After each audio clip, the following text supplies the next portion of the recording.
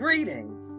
I am the Reverend Dr. Janet P. Caldwell, and I serve as pastor of congregational care and worship here at the First Baptist Church of North Brentwood in Maryland, where the Reverend Dr. Dwayne T.K. serves as the senior pastor.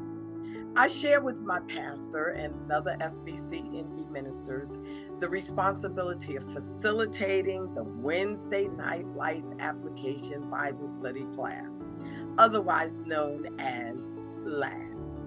Oh, we're really excited about returning to the Labs class, especially after experiencing a long, hot summer.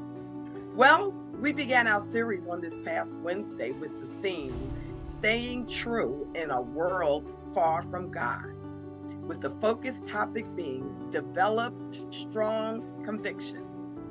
Specific verses selected from the first chapter of Daniel served as our scriptural foundation, and the main point of our lesson was our convictions, not our circumstances, define who we are. Let me say that again.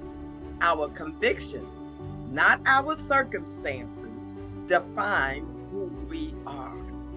And I think you'll agree with me when I say that it is difficult to stay true to our God while living in a world that is far from God.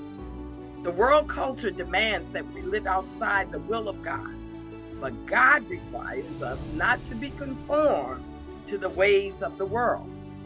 And so a good example of this was shown to us in the prophetic book of Daniel, where we were introduced to Daniel and his friends, Hananiah, Mishael, and Azariah, more commonly known to us as Daniel, Shadrach, Meshach, and Abednego. Young Daniel and his three friends were part of the Judean population from Jerusalem, who were taken into exile by the king Nebuchadnezzar and the Babylonians in the year 605 BC. The king wanted the best of the best in order that they train and serve the king himself. Now, I don't have time to share all of the story with you, but I do implore you to go to Daniel 1 and read Daniel 1. And you'll find a rather interesting exchange of how Daniel and his friends stayed true in a world far from God. However, in the lesson, we learned that culture expects conformity. And although culture expects conformity, we must know when to draw the line and trust God. Because while an unbelieving world has a design and plan for shaping others into what it thinks successful people ought to be, God equips those who are faithful to Him with what they need to serve Him.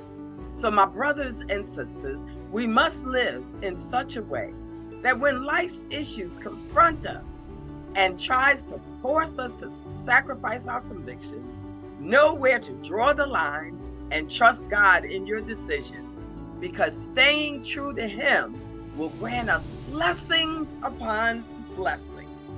Now, I've given you only a taste of what our lesson was about, but I urge and encourage you to read through that first chapter of Daniel and even venture over to the second chapter.